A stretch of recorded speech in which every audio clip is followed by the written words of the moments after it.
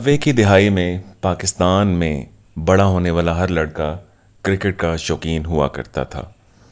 गांव हो, शहर हो या कस्बे, वहाँ पे गलियों, मोहल्लों और ग्राउंड्स में क्रिकेट खेली जाती थी। रमज़ान शरीफ में सहरी करने के बाद लड़के इकट्ठे होके गली मोहल्लों और ग्राउंड्स का रुख किया करते थे ताकि क्रिकेट से लुत्फ़अंदोज़ हो सकें। कोई भी गेम हो, ये एक बहुत हेल्दी एक्टिविटी है। आज के दौर में तो डिवाइसेस ने हिस्सा ले लिया है। गेम्स भी लोग प्ले स्टेशन पे खेलते हैं या अपने मोबाइल्स पे। जो हेल्दी एक्टिविटीज़ आपको ग्राउंड्स में जाके खेलने से मिलती है, वो कभी भी डिवाइसेस से नहीं मिल सकती। ना ही लोगों के दिमाग इतने मजबूत रहे हैं। आज की वीडियो में आप सबको खुशामदीद। बिस्मिल्लाहिर्रहमानिर्रहीम। अस्सलाम वालेकुम। तमाम तारीफ़ें अल्लाह रब्बुल इज़्ज़त के लिए, बेशुमार दुरूद व सलाम नबी अकरम सल्लल्लाहु अलैहि वसल्लम और आपके हाल पे। अगर आप मेरे चैनल पे नए हैं तो बराए मेहरबानी इसको सब्सक्राइब कर लें। वीडियो को मुकम्मल देखें, पसंद आए तो लाइक ज़रूर करें, और अगर अपनी राय का इज़हार करने चाहते हैं तो कमेंट बॉक्स आपकी खिदमत में हाजिर है। आज की वीडियो मिस्टर आकिफ़ ने हमें चकवाल से भेजी है, जो कि क्रिकेट के बहुत शौकीन रहे हैं। 1992 में जब पाकिस्तान की क्रिकेट टीम ने वर्ल्ड कप जीता, तो तब हर पाकिस्तान का नौजवान क्रिकेट खेलने का शौकीन हुआ करता था। हम भी तब जवान हो रहे थे। ग्राउंड्स भरे हुआ करते थे। गली मोहल्लों, चौराहों पे जहाँ जगह मिलती, बच्चे बड़े क्रिकेट खेलते हुए नज़र आते। क्रिकेट के अलावा और भी बहुत सारी ऐसे खेलें थीं जिनमें नौजवान भरपूर हिस्सा लिया करते थे। मैं और मेरा दोस्त काशिफ, हम भी क्रिकेट खेलने के बहुत शौकीन थे। हमने बहुत दूर दूर जाके क्रिकेट खेली। हत्ता कि स्कूल, कॉलेज और बाद अज़ां यूनिवर्सिटी लेवल तक हम क्रिकेट खेलते रहे। हम दोनों क्रिकेट के बहुत शौकीन थे। क्रिकेट हमारी ज़िंदगी का एक बहुत बड़ा हिस्सा थी। अब तो वो उम्र भी नहीं रही, ना ही वक्त रहा, लेकिन अपने वक्त में हमने इस खेल को भरपूर एंजॉय किया। उन दिनों जब हम क्रिकेट खेला करते थे, हमारे साथ कुछ ऐसे खौफनाक वाक़यात पेश आए। क्योंकि मैं आपके चैनल पे आपकी स्टोरी सुनता रहता हूँ, तो मैंने सोचा क्यों ना आपके साथ मैं अपनी कहानी शेयर करूँ। आपका बहुत बहुत शुक्रिया, आपने मेरे साथ ये कहानी शेयर की। ये आकिफ़ साहब ने कहानी भेजी है और मैं आपके साथ आज शेयर करने जा रहा हूँ। चलिए चलते हैं कहानी की तरफ।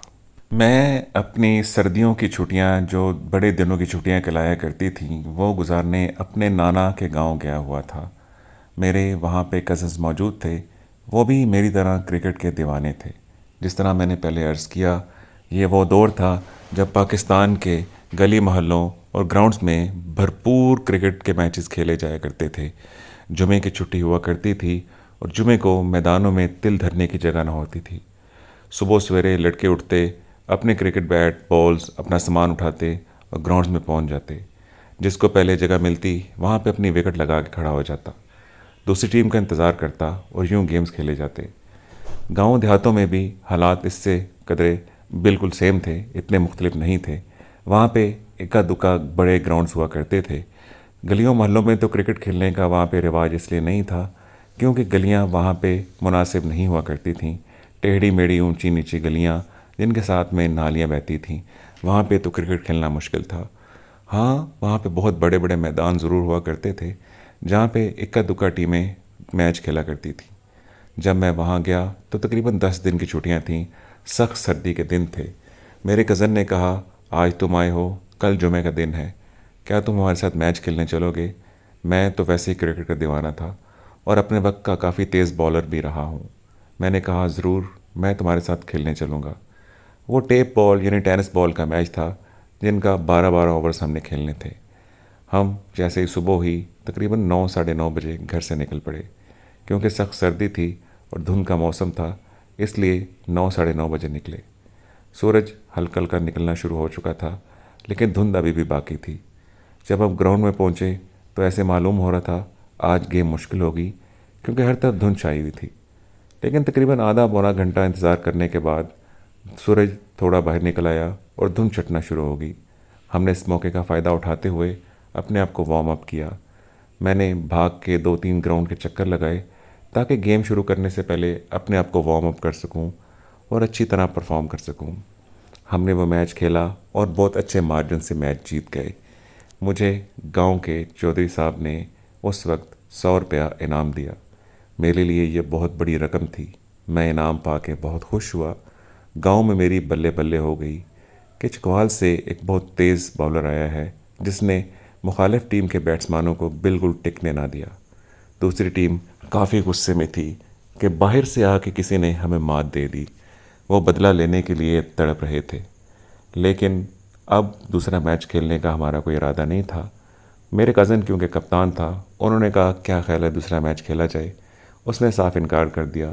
اس نے کہا ہمیں بہت سارے ضروری کام کرنے ہیں، یہ میرا کزن دوسرے شہر سے آیا ہے، اس نے فیملی کو بھی ٹائم دینا ہے، اگر جمعے کے بعد موقع ملا تو ہم آپ سے میچ کھیل لیں گے۔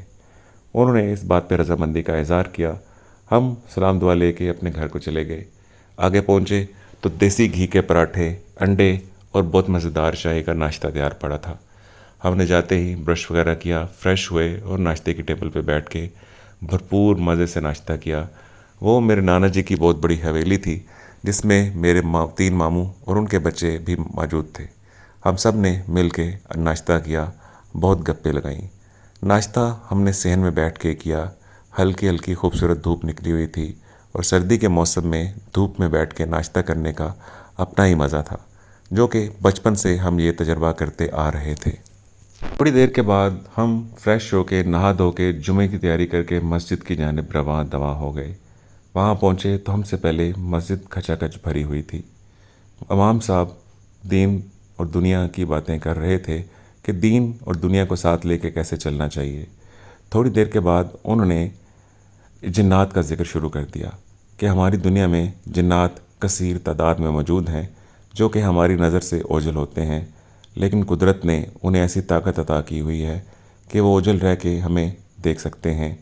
ان میں کچھ شریر اور کچھ شریف ہوتے ہیں، کچھ مسلمان ہوتے ہیں، کچھ ہندو، کچھ عیسائی ہوتے ہیں۔ بہتر ہے آپ ان سے واسطہ نہ ہی ڈالیں، اپنے کام سے کام رکھیں۔ مولوی صاحب ایک قصے کا ذکر کر رہے تھے کہ ایک دفعہ ان کے کزن کے ساتھ بہت برا واقعہ پیش آیا جس نے جنات کو قبضہ کرنے کی کوشش کی، لیکن وہ جان کی بازی ہار گیا۔ انہوں نے کچھ ایسا بتایا کہ وہ مسلسل 40 دن چلا کرتا رہا، لیکن جب جن اس کے سامنے حاضر ہوا، چلا ختم ہونے سے تھوڑی دیر پہلے ہی، تو وہ ڈر کے اپنے اثار سے باہر نکل گیا۔ جن نے اس موقع کا فائدہ اٹھاتے ہوئے اس کا کلیجہ نکال لیا۔ بقول مولوی صاحب یہ ایک بہت خطرناک عمل ہوتا ہے اور ہر کسی کو یہ عمل نہیں کرنا چاہیے۔ معلومات ہوتی ہے اور کچھ ہی لوگ اس عمل کو پورا مکمل کر سکتے ہیں۔ اس کے لیے آپ کو دنیا سے کٹ جانا پڑتا ہے اور بہت ساری عبادات کرنی پڑتی ہیں، بہت سارے عمل کرنے پڑتے ہیں، اپنی معمولات کی زندگی کو روکنا پڑتا ہے، ورنہ جو تو ہر کوئی جنات کو اپنے قبضے میں کر لے اور اپنے تمام کام ان سے کروا لے۔ لیکن یہ بچوں کا کھیل نہیں ہے۔ بہت سارے لوگ یہ کر کے اپنی جان گنوا چکے ہیں، کچھ اپنا ذہنی توازن کھو چکے ہیں اور کچھ بیمار چارپائیوں پہ پڑے ہوئے ہیں۔ میں یہ باتیں بہت غور سے اور دلچسپی کے ساتھ سن رہا تھا۔ میرے کزن نے ہلکی سی کوہنی ماری، میری طرف دیکھ کے مسکرایا، میرے کان میں ہلکا سا بولا، لگتا ہے تمہیں جنات کے قصے بہت پسند ہیں۔ میں نے کہا ہاں، مجھے جنات کے قصے بہت زیادہ پسند ہیں، میں تو بچپن سے ہی یہ قصے سنتا آیا ہوں۔ تمہیں یاد ہے جب ہم یہاں آیا کرتے تھے تو نانا جان ہمیں کتنے مزے کے قصے سنایا کرتے تھے۔ آج اتفاقاً مولوی صاحب نے بھی قصہ چھیڑ دیا جو کہ ان کے کزن کے ساتھ پیش آیا، اور افسوس ہوا وہ اپنی جان کی بازی ہار گیا۔ یقیناً جنات کو قابو کرنا کوئی اتنا آسان کام نہیں ہے، ورنہ اس نے 40 دن محنت کی اور جیسے ہی چلا پورا ہونا تھا وہ گھبرا کے بھاگ گیا۔ یقیناً وہ جن کتنا خوفناک ہوگا، ہم نے تو اسے دیکھا بھی نہیں ہے۔ اس شخص نے مرنے سے پہلے اس جن کا نظارہ بھی کیا ہوگا۔ وہ جن اتنا خوفناک ہوگا کہ وہ برداشت نہ کر سکا اور وہاں سے بھاگ نکلا، اور جن نے اس کا پیچھا کر کے اس کو موت کے گھاٹ اتار دیا۔ خیر ہم نے جمعہ ادا کیا اور واپس گھر آ گئے۔ میرے کزن نے کہا کیا خیال ہے میچ کھیلنے چلیں؟ تھوڑی دیر کے بعد وہ لڑکا دروازے پہ آ گیا۔ اس نے کہا دیکھو سردی بہت ہے، میرا خیال ہے ہمیں سردی کو انجوائے کرنا چاہیے اور آج رات کا میچ کھیلنا چاہیے۔ میں نے کہا رات کو دھند پڑ سکتی ہے۔ اس نے کہا موسم دیکھو ابر آلود ہے، اور سنا ہے جب موسم ابر آلود ہوتا ہے تو دھند نہیں پڑتی۔ میرے کزن نے میری طرف دیکھا، میں نے کہا ہاں ٹھیک ہے، ہم رات کی کرکٹ بھی کھیل لیں گے۔ ہم نے کافی زیادہ بلب اکٹھے کیے، بانس کھڑے کیے اور ان کے ساتھ جا کے میدان کو تیار کیا۔ یہ بات طے ہوئی کہ بعد از نماز مغرب ہم میچ کھیلیں گے۔ ہم نے یہ طے کیا کہ میچ 6 اوورز کے ہوں گے اور جتنے ہو سکے ہم میچ کھیلتے رہیں گے جب تک ہم تھک ہار نہ جائیں۔ میں بہت ایکسائٹڈ تھا۔ ٹھنڈا موسم، سخت سردی، رات کی کرکٹ۔ میں نے اور اپنے کزن نے شام کے ہونے کا انتظار کیا۔ میرا کزن کیونکہ کیپٹن تھا، اس نے باقی تمام لڑکوں کو اس بات کی اطلاع دے دی تھی کہ آج رات کو ہم نے کرکٹ کھیلنی ہے اور کرکٹ کا میچ 6 اوور پہ مشتمل ہوگا اور جس حد تک ہو سکے ہم کرکٹ کھیلتے رہیں گے۔ کرکٹ کے میچوں کی کوئی تعداد متعین نہیں ہوئی۔ سب نے اس بات سے اتفاق کیا کیونکہ کیپٹن کو بھلا کون انکار کر سکتا ہے۔ جو وہ کرکٹ کا میدان تھا وہ تقریباً وہاں سے 4 سے 5 کلومیٹر دور ایک اور گاؤں میں موجود تھا۔ جس گاؤں میں آیا تھا، میرے نانا ابو کے گاؤں، وہاں پہ کرکٹ کھیلنے کے لیے کوئی گراؤنڈ موجود نہیں تھا۔ وہاں سے اگر ہم پیدل چل کے جاتے تو ہمیں کم و بیش آدھا پونا گھنٹہ لگتا۔ میرے کزن کے پاس سائیکل موجود تھی، اس نے کہا ہم سائیکل پہ ہی جائیں گے۔ خیر، مغرب کی اذان ہوئی، ہم دونوں مسجد کی جانب چل پڑے۔ گرم پانی موجود تھا، ہم نے وہاں پہ وضو کیا اور نماز ادا کی اور واپس آ کے کرکٹ کھیلنے کے لیے تیار ہونا شروع کر دیا۔ ہمارے گھر والوں نے کہا تم اس وقت کہاں جا رہے ہو؟ ہم نے کہا ساتھ والے گاؤں کے ساتھ آج ہمارا رات کا میچ ہے، ہم گھر لیٹ ہی آئیں گے۔ گاؤں والے کیونکہ آپس میں ایک دوسرے کو جانتے ہیں تو انہیں اس بات کی فکر نہیں تھی کہ بے شک لیٹ لٹ کے گھر آئیں۔ انہوں نے کہا بے شک جتنا دیر مرضی ہو جائے آپ کو گھر لازمی آنا ہے۔ ہم نے کہا آپ بے فکر رہیں، ہم میچ ختم کر کے رات کو گھر واپس آ جائیں گے۔ جب ہم گراؤنڈ کے قریب پہنچے تو دور سے ہی ہمیں روشنیاں نظر آ رہی تھیں۔ کیا خوبصورت نظارہ تھا! میرے ہاتھوں میں کھجلی ہو رہی تھی۔ میں تیز گیندیں کرنے کے لیے بے چین تھا۔ میں جا کے وہاں پہ تھوڑی دیر کے لیے وہاں پہ گراؤنڈ میں چکر لگائے تاکہ میرا جسم وارم اپ ہو جائے۔ گیم کھیلنے سے پہلے ہمیشہ اپنے آپ کو وارم اپ کرنا چاہیے تاکہ آپ کو کسی قسم کی انجری نہ ہو۔ پہلے ہماری بالنگ آئی، میں بہت ایکسائٹڈ تھا۔ میرے کزن نے گیند میرے ہاتھ میں تھما دی۔ میں نے خوب جان لگا کے بالنگ کی اور پہلے ہی اوور میں 2 بیٹسمینوں کی وکٹیں اڑا دیں۔ ہم بہت خوش تھے۔ 6 اوورز میں ہمیں 47 رن کا ٹارگٹ ملا جو کہ ہم نے آرام سے 5ویں اوور کی تیسری گیند پہ پورا کر لیا۔ کیونکہ صبح کا میچ بھی ہم جیت چکے تھے، مخالف ٹیم اب تذبذب کا شکار تھی۔ ان کی سمجھ میں نہیں آ رہا تھا کہ وہ ہم کو میچ کیسے ہرائیں۔ میرے علاوہ بھی ہمارے پاس ایک اور بہت تیز بالر موجود تھا۔ ہم دونوں کی گیندوں کا سامنا کرنا ان کے لیے کافی مشکل تھا، لیکن ہمت کر کے انہوں نے دوسرا میچ تھوڑے سے کم مارجن سے جیت لیا۔ تیسرا میچ ہم نے پھر جیتا۔ میچ کھیلتے کھیلتے تقریباً ہمیں رات کے 1:30 بج گئے۔ جب ہمیں ٹائم کا پتہ چلا تو ہم سب حیران رہ گئے۔ سب نے کہا اب میچ ختم کر دینا چاہیے، رات بہت زیادہ ہو چکی ہے اور سردی بھی شدید ہے، یہاں پہ ارد گرد کوئی بھی موجود نہیں ہے۔ تمام لڑکوں نے یہی طے کیا اب ہمیں گھروں کو جانا چاہیے۔ ہم سب نے مل کے تمام لائٹیں اتروائیں اور یہ طے کیا کہ ایک بلب چلتا رہے تاکہ ہمیں یہاں سے گزرنے میں آسانی ہو۔ پھر ہم اب سب اپنے اپنے گھروں کی جانب چل پڑے۔ وہ سب، کسی کے پاس موٹر سائیکل تھا، کسی کے پاس گاڑی تھی، کوئی کسی کے ساتھ آیا ہوا تھا، سب اپنے اپنے گھروں کی جانب چل پڑے۔ کیونکہ میں اور میرا کزن سائیکل پہ آئے تھے، آدھے راستے میں سائیکل اس نے چلائی تھی اور آدھے راستے میں نے چلائی تھی۔ اب واپسی پہ باری میری تھی۔ سائیکل چلانا اچھی بات تھی تاکہ زیادہ سردی نہ لگے۔ سائیکل چلانے میں کافی دشواری اور جان لگنے میں آپ جانتے ہیں کافی زور لگتا ہے، اور اگر سائیکل کے پیچھے کوئی بیٹھا ہو تو اسے زیادہ مشکل ہو جاتا ہے۔ میں نے اپنے کزن کو پیچھے بٹھایا اور سائیکل چلانی شروع کر دی۔ اس نے اپنے سائیکل کے آگے ایک لائٹ لگوا رکھی تھی۔ اگر آپ کو یاد ہو تو چائنا کی ایک سائیکل آیا کرتی تھی جس کے آگے ایک لائٹ لگا کرتی تھی، پچھلے ٹائر کے ساتھ ایک گراری گھوما کرتی تھی جس سے بجلی پیدا ہو کے اس لائٹ کو روشن کرتی تھی۔ ہم بہت محظوظ ہو رہے تھے اور آج کا ٹورنامنٹ جیتنے پہ کافی خوش تھے۔ ہمیں جس راستے سے گزرنا تھا اس کے دونوں جانب بہت بڑے بڑے کھیت موجود تھے جو کہ گنے کے کھیت تھے۔ میرے کزن نے کہا یہاں پہ احتیاط سے گرنا، یہاں پہ چھوٹے موٹے کھڈے بنے ہوئے ہیں، کہیں ہم دونوں گر ہی نہ جائیں۔ ہم سائیکل چلاتے جا رہے تھے، دیکھتے ہی دیکھتے وہاں پہ رات کے تقریباً 1:45 بجے دھند پڑنا شروع ہو گئی۔ میں نے حیران ہو کے کہا اس لڑکے نے تو کہا تھا جب موسم ابرآلود ہوتا ہے تو دھند نہیں پڑتی، لیکن شاید بادل چھٹ گئے ہوں گے اور دھند گرنا شروع ہو گئی۔ دھند اتنی تیزی سے پڑ رہی تھی کہ ہم حیران رہ گئے۔ ہمیں آگے کچھ بھی نہ دکھ رہا تھا، وہ چھوٹی سی روشنی بھی جواب دے گئی تھی۔ تھوڑی دیر کے بعد ہمیں اپنے پیچھے سے کسی بھاری بھرکم قدموں کی آواز سنائی دی۔ ہم دونوں حیران رہ گئے، آخر یہاں پہ کس کی آواز ہو سکتی ہے؟ میرے کزن نے کہا شاید کوئی لڑکا پیچھے رہ گیا ہو اور ڈر کے مارے ہمارے پیچھے بھاگ رہا ہو کہ ہمارے ساتھ گاؤں تک چلا جائے، لیکن ہم دونوں کو اچھی طرح یاد ہے سب لڑکے ہم سے پہلے اپنے گاڑیوں اور موٹر سائیکلوں پہ جا چکے تھے۔ آہستہ آہستہ قدموں کی آواز تیز ہونا شروع ہو گئی۔ ہم دونوں کافی گھبرا گئے۔ میرے کزن نے کہا سائیکل روک دو، ہم یہاں سے پیدل چلیں گے، آگے سڑک کے درمیان کھڈے موجود ہیں، چھوٹی سی پگ ڈنڈی ہے، کہیں ہم گر نہ جائیں اور ہمیں چوٹ نہ لگ جائے۔ میں نے اس کی بات سے اتفاق کیا، لیکن تھوڑی دیر کے بعد قدموں کی آواز ہمیں آنا بند ہو گئی۔ اب ہمارے آگے اس طرح آواز آ رہی تھی جس طرح قربانی کے جانوروں کے پاؤں میں بڑے بڑے کڑے ڈالے جاتے ہیں اور ان کے پاؤں سے چھن چھن کی آوازیں آتی ہیں۔ میں اور میرا کزن فوراً سے رک گئے۔ ہم دونوں خوف زدہ ہو گئے، آخر یہ کیسی آواز ہے؟ رات کے اس ٹائم تو یہاں پہ کوئی جانور بھی نہیں ہو سکتا۔ سب نے اپنے جانور ان کے واڑوں میں باندھے ہوئے ہوتے ہیں اور ان کو اچھی طرح کور کیا ہوتا ہے، یہ ممکن ہی نہیں ہے یہاں پہ کوئی جانور ہو۔ میں نے تھوڑی سی آواز دی کہ یا کوئی موجود ہے، لیکن آگے سے کوئی جواب نہ آیا۔ جیسے میں بولتا وہ چھن چھن کی آوازیں بند ہو جاتی۔ تھوڑی دیر کے بعد ہمیں یوں محسوس ہوا وہ چھن چھن کی آوازیں ہماری طرف آنا شروع ہو گئی ہیں۔ تھوڑی دیر کے بعد دھند میں سے کوئی بہت بڑا ہیولا نمودار ہوا۔ مجھے اور میرے کزن کو یوں محسوس ہوا جیسے ہمارے منہ پہ زوردار تھپڑ مارے گئے ہوں اور ہم بری طرح نیچے گر گئے۔ میرے کزن نے نیچے گرتے ہوئے زوردار چیخ ماری کیونکہ اس کا سر سائڈ کی پگ ڈنڈی پہ لگا تھا۔ وہ پہ پتھر پڑا ہوا تھا جس سے اس کے ماتھے سے خون آنا شروع ہو چکا تھا۔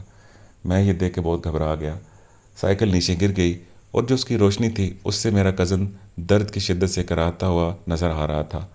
مجھے جب تھپڑ پڑا مجھے نہ ہاتھ نظر آیا اور نہ ہی کوئی انسان نظر آیا۔ تھپڑ اتنا شدید تھا کہ مجھے آج بھی اس کی شدت محسوس ہوتی ہے۔ میرے کانوں میں شدید گھنٹیاں گونج رہی تھیں۔ تھوڑی دیر کے بعد میری قمیض خود بخود پھٹ گئی اور میرے جاگرز کسی نے اتار کے دور پھینک دیے۔ اتنی شدید سردی کے باوجود مجھے پسینے آ رہے تھے کیونکہ ایک اندیکھا خوف تھا، ہمیں نہیں تھا پتہ ہمارے ساتھ کیا ہو رہا ہے۔ میرے کزن کے ساتھ بھی یہی ہوا، اس کی بھی شرٹ کسی نے پھاڑ دی، اس کی کیپ 2 ٹکڑوں میں تقسیم کر دی، اس کے جوتے اتار کے 2 ٹکڑوں میں تقسیم کر کے اس کے اوپر پھینک دیے گئے۔ ہم دونوں بری طرح گھبرا گئے۔ ہم اونچی اونچی مدد کے لیے پکار رہے تھے لیکن وہاں پہ ہمارے علاوہ کوئی بھی موجود نہیں تھا۔ یہ ہمارے لیے بہت خوفناک رات تھی۔ میں نے جلدی سے اٹھ کے اپنے کزن کا ہاتھ تھاما، اس کو اٹھایا، وہ درد کی شدت سے کرا رہا تھا۔ میں نے کہا تمہیں ہمت کر کے اٹھنا پڑے گا۔ میں نے ایک ہاتھ سے سائیکل اٹھائی اور دوسرے ہاتھ سے اپنے کزن کو اٹھایا اور وہاں سے تقریباً بھاگنا شروع کر دیا۔ نیچے پتھر اور کنکر اور کانٹے پڑے تھے جو ہمارے پیروں میں چبھ رہے تھے۔ ہمیں اپنے پیچھے وہی آواز آنا شروع ہو گئی۔ جب میں نے پیچھے مڑ کے دیکھا تو آگ کے شعلے سے محسوس ہو رہے تھے جو ہمارا پیچھا کر رہے تھے۔ میں بہت خوف زدہ تھا، اس وقت اتنے اونچے اونچے آگ کے شعلے ہمارے پیچھے کیسے آ رہے ہیں اور یہ بھاگ کیسے سکتے ہیں؟ ایسے لگ رہا تھا کہ 10-12 فٹ کا کوئی آگ کا شعلہ پیچھے ہمارے مسلسل بھاگ رہا ہے اور وہاں سے گھنگروں کی آوازیں، چھن چھن کی آوازیں مسلسل ہمارے قریب آنا شروع ہو گئی ہیں۔ ہمیں گاؤں سے تقریباً 2-3 منٹ کا فاصلہ رہ گیا تھا۔ ہم مسلسل بھاگ رہے تھے اس بات کی فکر کیے بنا کہ آگے پتھر ہے، کنکر ہے، کھائیاں ہیں یا کیا ہے۔ ہم گرتے پڑتے اپنے گھر کے دروازے پہ پہنچے۔ جتنی زور سے ہو سکتا تھا ہم نے دروازے بجائے۔ جب میں نے پیچھے مڑ کے دیکھا تو وہ آگ کا ہیولا کافی پیچھے رہ گیا تھا اور بہت دور جلتا ہوا دکھائی دے رہا تھا۔ میں نے ایک دفعہ پھر دروازہ بجایا اور جب پیچھے مڑ کے دیکھا تو وہاں پہ کوئی بھی موجود نہیں تھا۔ اندر سے ماموں جان نکلے اور کہا تم لوگ آ گئے۔ جب انہوں نے ہماری شرٹیں پھٹی ہوئی دیکھیں تو حیران ہو گئے، تم لوگ بے وقوف ہو، اس سردی میں قمیضوں کے بغیر کہاں گھوم رہے ہو؟ میں نے فوراً اپنے کزن کا ہاتھ پکڑا، ماموں کو سائڈ پہ کرتے ہوئے اندر لے کے داخل ہو گیا۔ ہم ہانپتے کانپتے چارپائیوں پہ گر گئے۔ گھر کی روشنی جلائی گئی اور ہم سے صورتحال پوچھی گئی۔ ہم نے سانس لیا، پانی پیا اور میں نے تمام رویداد سنا دی۔ بڑے ماموں فوراً بولے تم لوگ بے وقوف ہو، آخر تمہیں کس نے کہا تھا اس پگ ڈنڈی کے راستے سے آؤ؟ آگے سے میرا کزن بولا ابا جان آپ کو پتہ ہے وہ راستہ تھوڑا سا کم پڑتا ہے، اگر ہم دوسری طرف سے آتے تو ہمیں 3 کلومیٹر یا 2.5 کلومیٹر زیادہ آنا پڑتا۔ بڑے ماموں بولے وہ سخت جنات کا راستہ ہے، وہاں پہ تو لوگ دن کے ٹائم جاتے ہوئے ڈرتے ہیں اور تم آدھی رات سے بھی دیر وہاں سے آئے، شکر کرو تم لوگوں کی جانیں بچ گئی ہیں۔ میرے کزن کی فوری طور پہ مرہم پٹی کی گئی اور دوبارہ ہم نے عہد کیا کبھی اس راستے پہ نہیں جائیں گے۔ یہ تھی میری کہانی، امید ہے آپ سب کو پسند آئی ہوگی۔ اگلی کہانی تک اپنا بہت سارا خیال رکھیے گا۔ اللہ حافظ۔